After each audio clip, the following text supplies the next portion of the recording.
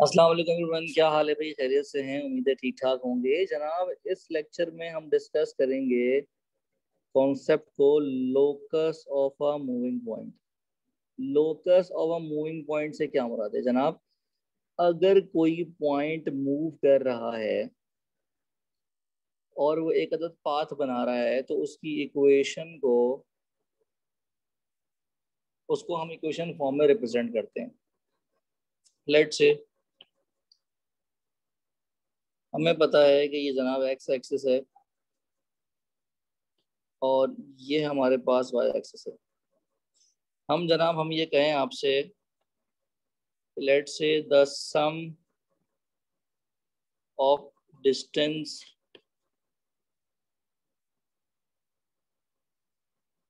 Is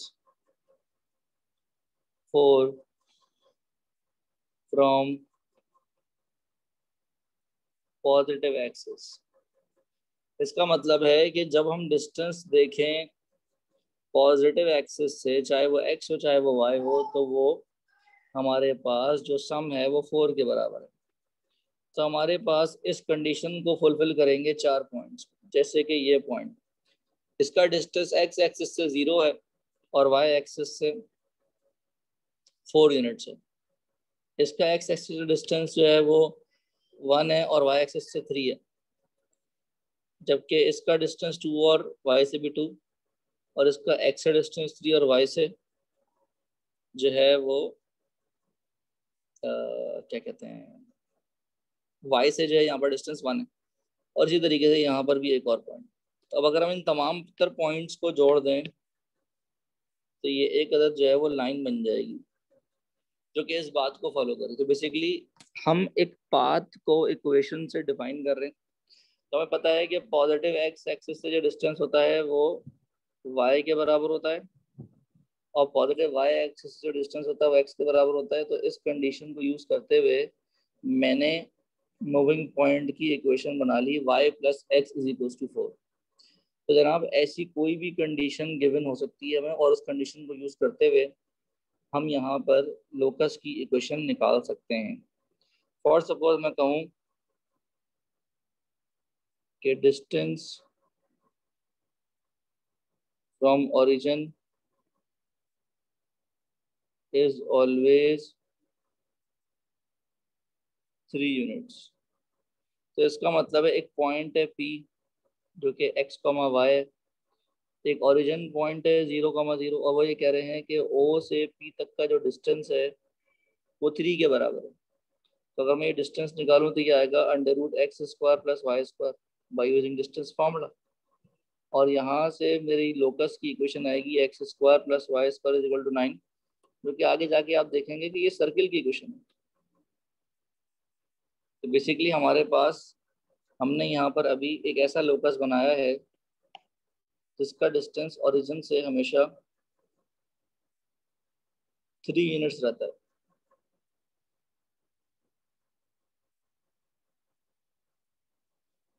क्या ये बात समझ आ रही है? तो लेट से अगर ये हमारे पास ओरिजिन है तो ओरिजिन से हमारा जो डिस्टेंस है वो हमेशा 3 यूनिट्स रहता है। डिस्टेंस हमेशा 3 यूनिट्स रहता है। और ये है क्या चीज़? ये है जनाब ओरिजिन।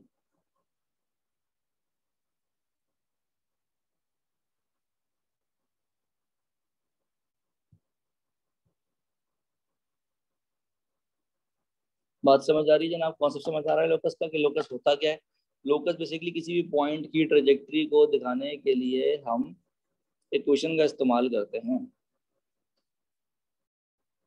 ओके गाइस, तो अब हम देखते हैं क्वेश्चन नंबर 21 को। क्वेश्चन नंबर 21 में हमसे कह रहे हैं कि एक अदद पॉइंट है हमारे पास, ए पॉइंट है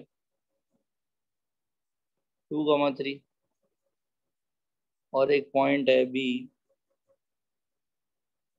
3,5।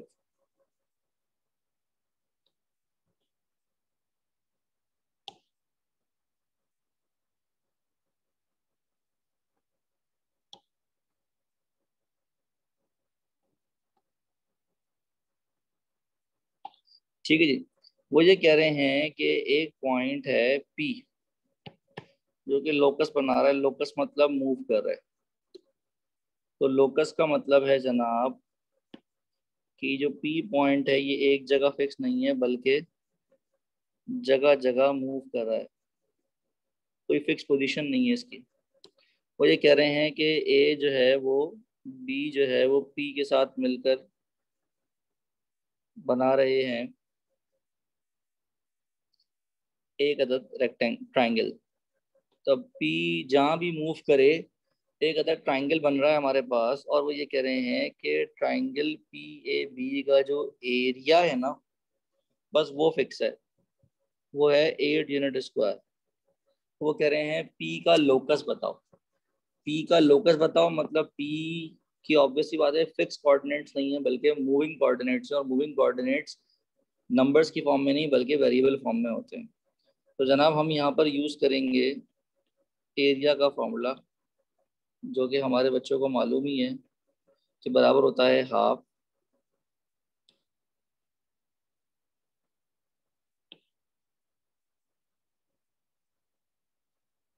x1 y1 1 x2 y2 1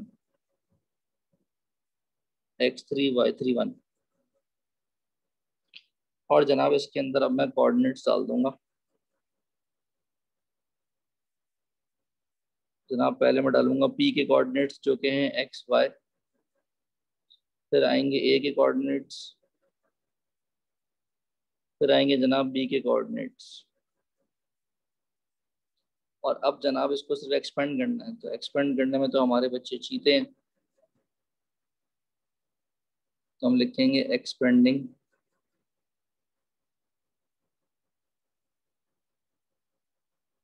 through R1। इसका मतलब है कि हम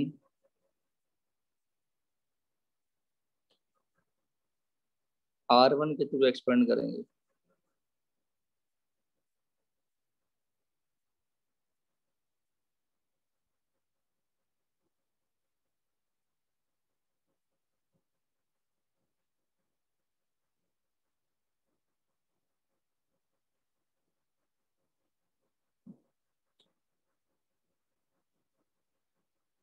जनाब ये हो जाएगा एरिया तो हमें दिया हुआ है 8। तो ये 2 उधर जाके मल्टीप्लाई हो जाएगा। तो ये हो जाएगा 16। जब एक्स के साथ सॉल्व करेंगे तो ये हो जाएगा 3 - 5। फिर y के साथ सॉल्व करेंगे तो ये हो जाएगा 2 - 3। और फिर 1 के साथ सॉल्व करेंगे तो ये हो जाएगा 10 - 9। ऐसे ही है ना भाई। तो जनाब ये हो जाएगा -2x हो जाएगा -y+1। तो उधर जाके सब हो जाएगा नॉर्मल 2x+y +15 = 0। तो इसका मतलब है कि ये हमारे पास लोकस आ गया। किसका लोकस आ गया जनाब? उस पॉइंट का लोकस आ गया। उस पॉइंट की इक्वेशन आ गई। उस मूविंग पॉइंट की इक्वेशन आ गई। तो यहाँ पर ए और बी के साथ ट्राइंगल बना रहा था और ट्राइंगल का एरिया हमेशा 1 के बराबर था। क्लियर है जनाब? अच्छा जी जनाब क्वेश्चन नंबर 22 को देखते हैं। 22 में कह रहे हैं कि आपके पास एक अदद वेरिएबल पॉइंट है पी जिसको हमने सपोज कर लिया जनाब x, y। एक अदद फिक्स पॉइंट है जिसको हमने सपोज कर लिया q। और जनाब एक अदद है लाइन की इक्वेशन जो कि है y+3 = 0। तो वो ये कह रहे हैं